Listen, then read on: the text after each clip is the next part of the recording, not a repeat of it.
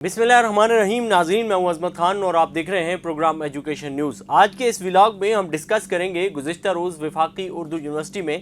Syndicate کا 49 اجلاس منعقد ہوا۔ اس اجلاس کی صدارت وائس چانسلر پروفیسر ڈاکٹر ضابطہ خان شنواری نے کی۔ اس میں سنڈیکیٹ کے تمام اراکین شریک ہوئے اور اس میں گزشتہ جو 48واں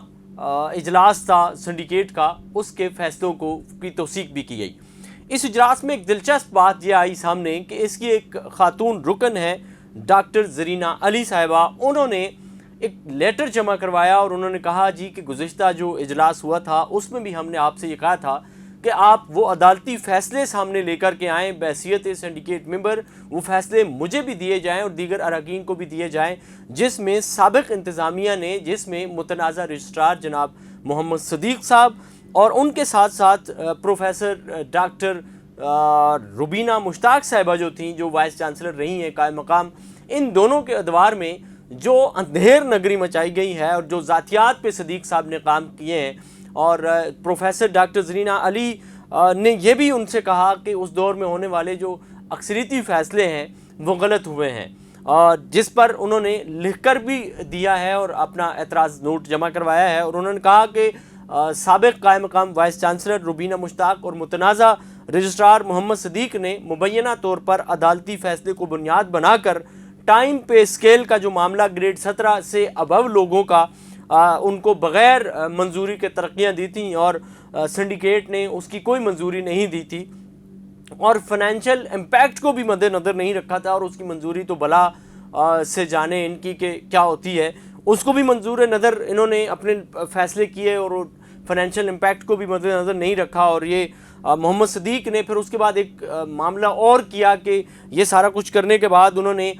پے فکسیشن بھی کر دی۔ پے فکسیشن کرنے کے بعد یہ خود ہی انہوں نے ایک حکم نامہ جاری کیا بحیثیت رجسٹرار، اور پے فکسیشن کے بعد انہوں نے باقاعدہ سے تنخواہیں بھی جاری کرنے کا حکم جاری کر دیا تھا۔ گزشتہ روز جو 49واں اجلاس ہوا ہے سنڈیکیٹ کا، اس میں یہ فیصلہ بھی کیا گیا ہے کہ اس پر اس گزشتہ فیصلے پر عمل درآمد روکا جائے اور فی الفور اس کو عمل درآمد روک کر کے ڈاکٹر روبینہ مشتاق اور محمد صدیق کے خلاف جو ہے وہ اعلیٰ سطح انکوائری کی جائے کہ انہوں نے یونیورسٹی کو نہ صرف مالی بحران میں دھکیلا ہے، یونیورسٹی کی نیک نامی کو بھی انہوں نے نقصان پہنچایا ہے۔ یونیورسٹی میں انتظامی بحران کی وجہ بھی یہی لوگ دونوں بنے ہیں کہ ان کے دور میں ہونے والا جو فیصلہ تھا اس کا فائنینشیل امپیکٹ انہوں نے چیک نہیں کیا، سینٹ سے منظوری نہیں ہوئی، اور جو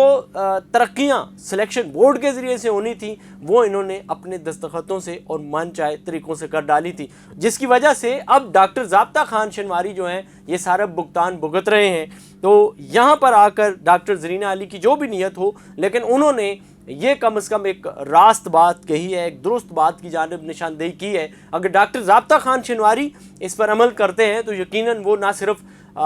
یہ مالی بحران سے گزریں گے، نکل آئیں گے، اور دوسری طرف یہ جو بد انتظامی ہے اس سے بھی ان کو کہیں نہ کہیں چھٹکارا ملے گا۔ ڈاکٹر زرینہ علی نے ایک اور دلچسپ بات بھی کہی ہے، انہوں نے یہ کہا ہے کہ عدالتی احکامات جو ہیں وہ ہمیں دیے جائیں، اس کے بعد اس کو دیکھا جائے گا، قانونی ماہرین سے اس پر بات کی جائے گی، اور اس کے بعد یہ معاملہ جو ہے اپ گریڈ ہونے والے ملازمین کا جو معاملہ ہے ان کو پھر اس کے بعد فائنینشیل امپیکٹ اس کا دیکھا جائے گا، پھر اس کے بعد سنڈیکیٹ میں پیش کیا جائے اور سنڈیکیٹ اس کو سینٹ میں بھیجے گی، اور سینٹ جو ہے وہ پھر یہ فیصلہ کرے گی کہ آیا یہ کام کرنا چاہیے ٹائم پے اسکیل والا یا نہیں کرنا چاہیے۔ یہ سارا معاملہ ایک طرف رہا، دوسری طرف انہوں نے یہ کہا کہ دستاویزات جو جمع ہوں گی اس کے بعد ان کی جانچ کے بعد یہ سنڈیکیٹ میں جائے گا اور سنڈیکیٹ کی منظوری کے بعد سینٹ میں جائے گا۔ اس کے ساتھ ہی انہوں نے یہ کہا ہے کہ خرم مشتاق اور معراج کو جو کیڈر تبدیلی کا معاملہ ہے، ان کو اسسٹنٹ رجسٹرار بنا دیا گیا تھا صدیق کے دور میں۔ صدیق چونکہ ہمیشہ لکھنے لکھانے کے ماسٹر اپنے آپ کو سمجھتے ہیں، جبکہ حقیقت میں ایسا نہیں ہے۔ ان کے حوالے سے بھی ہم نے ایک RTI لکھا تھا، انہوں نے بڑے طریقے سے اس کو گول بھی کر دیا، اور وہ غالباً ابھی جو نئے RTI کے یونیورسٹی کی طرف سے نامزد کیے گئے ہیں کوئی اسسٹنٹ رجسٹرار، ان کو بھگتنا پڑ رہا ہے، اور کورٹ میں وہ انہوں نے یہ جواب بھی جمع کروایا کہ جی وہ فائل گم ہو گئی ہے۔ میں نے انہیں کہا کہ میں آپ کو فائل دوں گا، میں نے ان کے واٹس ایپ نمبر پہ بھیج بھی دیا، انہوں نے دیکھی نہیں ہے، वो अगली दफ़ा कोर्ट में आएंगे तो उनको फिर एक दफ़ा जुबकी का सामना करना पड़ेगा। सदीक साहब की बात हो रही थी कि सदीक साहब ने बहुत सारे फैसले जो हैं वो मनचाहे किए हैं, जैसा कि खुर्रम मुश्ताक और मोहम्मद मेराज के हवाले से असिस्टेंट रजिस्ट्रार इनको बना दिया गया था। अब चूँकि ये जो असिस्टेंट रजिस्ट्रार बनाए जाने का सारा मामला है, या तो नई भर्ती होगी या सिलेक्शन बोर्ड के ज़रिए से ये मामला होगा कि किसी एक को एक कैडर से उठा करके दूसरे कैडर में डाला जाएगा, तो ये मामला कोई इतना सादा नहीं था। ये अगर लेकर के जाया जाए आगे तो ये नायब FIA का मामला है सीधा सीधा, और ये इस पे तो बड़ी लहरें हो सकती है। तो सिलेक्शन बोर्ड का ये मामला था, इन्होंने उठा करके असखुद कर दिया। तो डॉक्टर ज़रीना अली ने इस पर भी एक इख्तलाफी नोट जमा करवाया और उन्होंने ये कहा है कि इन दोनों हज़रात को न सिर्फ अपनी सीटों पर वापस भेजा जाए, बल्कि मोहम्मद सदीक के ख़िलाफ़ और रुमीना मुश्ताक के ख़िलाफ़ इस अनहोनी की जो इन्होंने की है उस पर इंक्वायरी की जाए और उसके बाद रिपोर्ट सबमिट करवाया जाए। ये सारा मामला था, आपने डॉक्यूमेंट्स भी देखे हैं, चीज़ें भी सारी आपने देख ली हैं। आप इस हवाले से क्या राय रखते हैं, क्या सोचते हैं, क्या समझते हैं, कमेंट सेक्शन में ज़रूर बताइएगा, ताकि अगले किसी व्लॉग में इस मामले को मज़ीद खोला जाए, मज़ीद इस पर बात की जाए। इसी के साथ अपने मेज़बान अज़मत खान को दीजिए इजाज़त। अल्लाह ने के बाद।